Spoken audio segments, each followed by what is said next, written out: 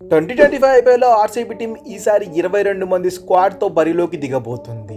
తనకున్న 120 కోట్ల పర్స్ వాల్యూలో 119 కోట్ల 25 లక్షల రూపాయలు అయితే ఖర్చు చేసింది. ఇంకా ఆర్సీబీ దగ్గర 75 లక్షల పర్స్ వాల్యూ మిగిలింది. అండ్ ఈ స్క్వాడ్ లో మొత్తం 8 మంది ఫారినర్స్ ఉండగా మిగిలిన 16 మంది ఇండియన్స్ అయితే ఉన్నారు. ఐపీఎల్ ఆప్షన్ డే 1 లో ఆర్సీబీ అయితే బిత్తర చూపులు చూసింది అని చెప్పుకోవాలి. మంచి ప్లేయర్స్ అందరినీ వదిలేసింది. ఈవెన్ సెకండ్ డే ఆప్షన్ లో పర్లే డీసెంట్ ప్లేయర్ ని పిక్ చేసింది.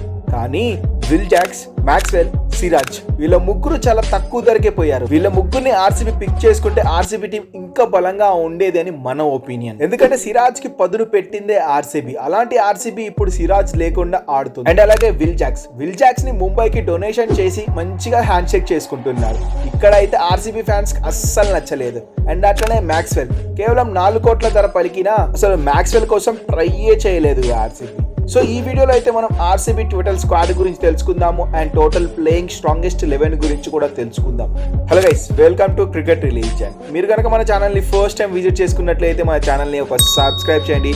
అండ్ ఈ వీడియో మీకు నచ్చినట్లయితే ఒక లైక్ చేయడం మాత్రం మర్చిపోకండి. అండ్ ఇక టాపిక్లోకి వస్తే ఆర్సీబీ బ్యాటర్స్గా Virat Kohli, Patidar, Phil Salt, Padikkal, Tim David తో టాప్ ఆర్డర్ అయితే చాలా స్ట్రాంగ్ గా ఉంది. సో ఈ 5 బ్యాట్స్మెన్ అయితే టాప్ ఆర్డర్ లో మిడిల్ ఆర్డర్ లో చాలా ఇంపార్టెంట్. అండ్ వీళ్ళకి తోడుగా ఒక యంగ్స్టర్ ని కూడా స్క్వాడ్ లోకి తీసుకున్నారు యాజ్ ఎ బ్యాట్స్మెన్ గా, స్వస్తిక్ చక్ర. సో ఇతను అయితే ప్లేయింగ్ 11 లోకి తీసుకునే అవకాశమే లేదు, ఎందుకంటే ప్లేయింగ్ 11 లో స్ట్రాంగెస్ట్ ప్లేయర్స్ ఉన్నారు కాబట్టి.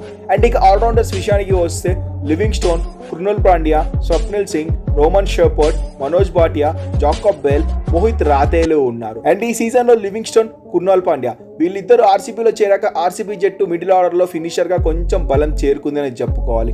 లివింగ్స్టన్ భారీ హిట్టర్లు కొట్టడు, పార్ట్ టైం బౌలింగ్ కూడా చేయగలడు. కృణాల్ పాండ్యా తన స్పిన్ తో ఆల్రౌండ్ మ్యాజిక్ కూడా చేసే సత్తా ఉంది. సో వీళ్ళిద్దరు అయితే ఆర్సీబీకి ఈసారి ఫినిషర్ గా అటు మిడిల్ ఓవర్స్ బౌలింగ్ లో ఆర్సీబీకి వెన్నుముక్కలా మారబోతున్నారు.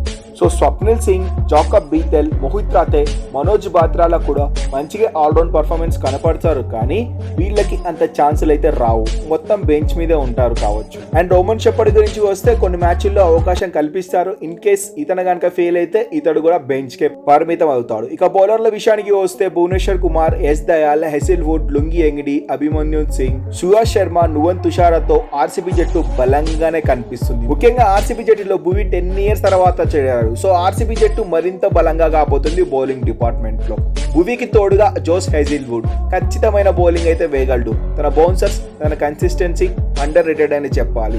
వీళ్ళిద్దరికి తోడుగా Lungi Ngidi and left hand bowler గా ఎస్ దయాల్ కూడా ఉన్నారు. సో ఈ 4 బౌలర్లు అయితే ఆర్సీబీ పేస్ భారాన్ని మోయబోతున్నారు. ఇక స్పిన్ డిపార్ట్మెంట్ లో సుయాష్ శర్మ ఉన్నాడు. సుయాష్ శర్మని ఆర్డర్ ఇస్తారా లేదా అనేది పెద్ద క్వశ్చన్ మార్క్, ఎందుకంటే ఆల్రౌండర్స్ లో లివింగ్స్టన్, కృణాల్ పాండ్యా వీళ్ళిద్దరు స్పిన్ వేస్తారు. సో సుయాష్ శర్మని బ్యాకప్ ప్లేయర్ గా ఉంచుకుంటారా లేకపోతే వీళ్ళతో పాటు బరిలోకి దింపుతారా అన్నదే పెద్ద క్వశ్చన్. అండ్ టోటల్ గా ఇది ఆర్సీబీ ఫుల్ స్క్వాడ్. ఇంకా ఆర్సీబీ ప్లేయింగ్ 11 విషయానికి వస్తే ఓపెనర్స్ గా విరాట్ కోహ్లీ, పిల్సాల్ట్ అయితే దిగుతారు. ప్రెజెంట్ సీజన్ లో పిల్సాల్ట్ అయితే సూపర్ ఫామ్ లో ఉన్నాడు. లాస్ట్ 4 T20 మ్యాచెస్ లో 300s అయితే కొట్టి మంచి టచ్ లో ఉన్నాడు.